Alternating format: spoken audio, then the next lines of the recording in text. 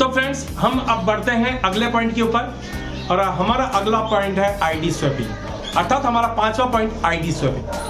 तो फ्रेंड्स, जैसा कि आपको पता है कि बाइनरी में प्लान में आईडी को स्वैप करना बहुत आसान रहता है। बहुत इजीली आप आईडी को स्वैप कर सकते हैं, क्योंकि यहाँ पर आप कई जने 99% केस में लोग ट्राइपॉड लेके काम करते हैं। आप आए, आपके परिवार का एक मेंबर यहाँ पर लेफ्ट में और आपका एक परिवार का दूसरा मेंबर राइट में। तो ये जगह जब आप बनाते चले जाते हैं तो यहाँ पर आप किसी व्यक्ति को सेट कर सकते हैं, उसे कह सकते हैं आप पावर लेग में दे रहा हूं, एक लेग पे आपको मैं काम कर चुका हूं, दूसरे लेग में आपको काम करना है। तो इस तरीके से कई जने व्यक्ति इंस्टेंट इनकम और कम काम करने के हिसाब से बाइनरी प्लान में काम कर लेते हैं, ठीक है, क्योंकि उन्हें सब लगता है कि मुझे तो एक ही लेग में काम करना है, दूसरे लेग को तो ऑलरेडी काम हो रखा है, तो मुझे तो जैसे जैसे एक लेग में काम करूंगा पेयर मैच करेगा, मुझे इंस्टेंट इनकम मिलती चली जाएगी। तो आईडी स्वैपिंग बाइनरी प्लान में बहुत इजी है। उसके विपरीत जनरेशन प्लान में आईडी स्वैपिंग पॉसिबल नहीं है या बहुत मुश्किल है, क्योंकि जैसे जैसे वहां पर लेग खुलते चले जाते हैं, वहां पैरेलल लेग खुलते हैं, डायरेक्ट जो लेग खुलते हैं, डायरेक्ट स्पॉन्सर के लेग खुलते हैं, पैरेलल लेग खुलते हैं, जिसके कारण वहां पर कोई ऐसा गैप नहीं रहता जो आपको पावर लेग दे सके। ये पॉसिबिलिटी नहीं हो पाती, इसलिए बहुत ज्यादा कम चांसेस रहते हैं कि यहां पर आईडी स्वैपिंग हो।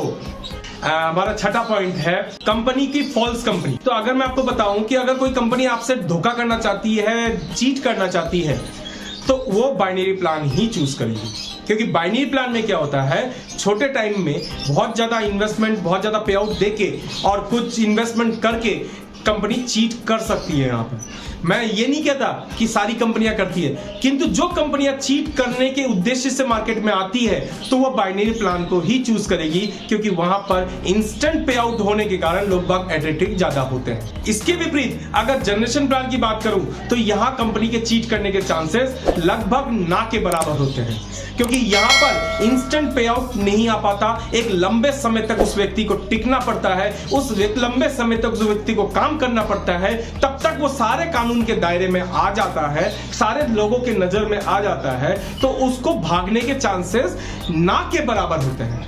हाँ, कंपनी वाइंड अप कर सकती है, वो अलग बात है, किंतु भाग के कोई नहीं जा सकता। ये सारी कंपनी के ऊपर लागू नहीं होता है, इसको अदर वे में मत लीजिएगा। मैंने जस्ट अपना एक पॉइंट आउट रखा है जो मेरे दिमाग में आया।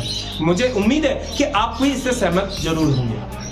किंतु ज्यादातर कंपनियां अच्छी होती है और अब कई जन कंपनियां ऐसी भी हैं जो बाइनरी प्लान से जनरेशन प्लान में शिफ्ट भी हो रही है, ऐसा तो आपको भी पता है। तो मुझे उम्मीद है कि आपने अभी तक मैं आपको जो बताया वो आपको पूरी तरह समझ में आया होगा। तो माय डियर फ्रेंड्स, कुछ बातें मैं और आप लोगों से इसका शेयर करना चाहूंगा। न्यूट्रल वे से आपको समझाने की कोशिश कर रहा हूं। ये आज मैं किसी जनरेशन प्लान या बाइनरी प्लान से संबंधों की बात नहीं कर रहा। देखिए, अगर मैं 2 दुकान खोलता हूं, ठीक है, और एक मेरा फ्रेंड है जो 10 दुकानें खोल रहा है, मेरे को 2 दुकान से इनकम आ रही है, 2 दुकानों से इनकम आती है, तो मेरे को कितनी इनकम आएगी? और मेरे दोस्त को 10 दुकानों से इनकम आती है, तो उसको कितनी इनकम आएगी? मेरे से ज्यादा या मेरे से कम? अगर मेरी 2 दुकान है तो उसकी भी कस्टमर चेन बनेगी, और मेरी अगर 10 दुकान है तो उसकी भी कस्टमर चेन बनेगी, ठीक है। तो 2 दुकानों से जो कस्टमर चेन बनेगी वो कितनी इनकम देगी, और 10 दुकानों से अगर कस्टमर चेन बनेगी तो कितनी इनकम होगी? अगर मैं मुकेश अंबानी या मैक्सिमम बड़े बड़े जो बिजनेसमैन हैं उनकी बात करूं तो उनकी जब आप लिस्ट देखेंगे, उनकी कंपनियों की लिस्ट देखेंगे, वो 1 या 2 कंपनी खोल के नहीं बैठे होते, वो कई सारी कंपनियां ओपन कर लेते हैं। तो वो क्यों ओपन कर रहे हैं एक के बाद एक लेग? जी हाँ दोस्तों, फ्यूचर में बहुत ज्यादा इनकम की तरफ जा रहे हैं, तो एक के बाद वो नेटवर्क खोलते चले जा रहे हैं, एक के बाद एक नेटवर्क चेन खोलते चले जा रहे हैं। तो हमें ये सोचना पड़ेगा कि हमारी स्टेबिलिटी कहां पर है, हमारा फ्यूचर इनकम कहां पर है। क्योंकि अगर मैं ये सीधे शब्दों में कहूं तो मुझे लगता है कि बाइनरी में थोड़ा स्टेबिलिटी कम है। हाँ, इनकम फास्ट है, स्टार्टिंग इनकम बहुत फास्ट है, ये मानना पड़ेगा, किंतु स्टेबिलिटी कम है। लॉन्ग टर्म के हिसाब से स्टेबिलिटी कम है, किंतु उसकी जगह अगर मैं जनरेशन प्लान की बात करूं तो वहां पर लॉन्ग टर्म के हिसाब से स्टेबिलिटी ज्यादा है, क्योंकि हमें पता लग जाता है 4 साल बाद अगर मेरे को हो चुके हैं इस काम में, तो मुझे पता लग जाता है कि मेरे को मेरी लाइफस्टाइल कैसे मेंटेन करनी है। फ्रेंड्स, स्टेबिलिटी को हम कुछ इस तरीके से समझते हैं। इसके कारण मेरे को एक और पॉइंट डिस्कस करना पड़ेगा, वो है पे आउट का। फ्रेंड्स, बाइनरी में क्या होता है, पे आउट रैंडमली आता है। क्योंकि मान लीजिए कि आपने 2 साल 4 साल इस बिजनेस में, इस नेटवर्क मार्केटिंग में आपने बिता दिया, उसके बाद भी आपकी इनकम स्टेबल नहीं रह पाती। क्योंकि जब कभी महीने में आपके 2 लाख रुपए का पेमेंट आ रहा है और कभी आपका 20,000 का पेमेंट आ रहा है, तो कभी 4 लाख का आ रहा है तो कभी 40,000 का आ रहा है, तो इनकम स्टेबल नहीं हो पाता। तो कंफ्यूजन ये रहता है कि हम अपनी लाइफस्टाइल को किस हिसाब से मेंटेन करें, 20,000 के हिसाब से या 2 लाख के हिसाब से। तो ये कंफ्यूजन बना रहता है। इसके विपरीत अगर हम बात करें जनरेशन प्लान की, तो वहां शुरुआत में इनकम बहुत कम आती है, किंतु आगे जाके जब आप इसमें 2 साल 4 साल बिता ले चुके होते हैं तो वहां पर इनकम स्टेबल हो जाता है, तो वहां पर इनकम ग्रोथेबल होता है। पहले कम आता है किंतु एक समय के बाद आपका इनकम बहुत अच्छी रैंक पे पहुंच जाता है, ग्रोथ होता रहता है, इसमें डाउनफॉल नहीं होता, इसमें अप की तरफ ही जाता है।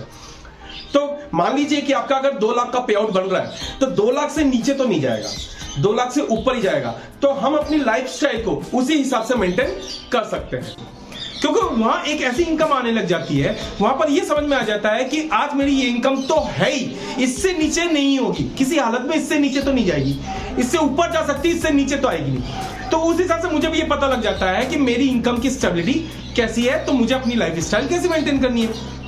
ठीक है फ्रेंड्स, तो कुल मिला के मैं अगर समराइज करूं तो फिर अगर आप शॉर्ट टर्म के लिए और ज्यादा इनकम करने के लिए आए हैं, नेटवर्क मार्केटिंग में अगर आप एंट्री कर रहे हैं और शॉर्ट टर्म में बहुत ज्यादा इनकम करके आप निकल जाना चाहते हैं, तो आप बाइनरी को चूज कीजिए। और अगर लंबे समय तक आप स्टेबल इनकम पाना चाहते हैं, इसे अपने कैरियर बनाना चाहते हैं, तो आप जनरेशन को प्लान को चूज कीजिए।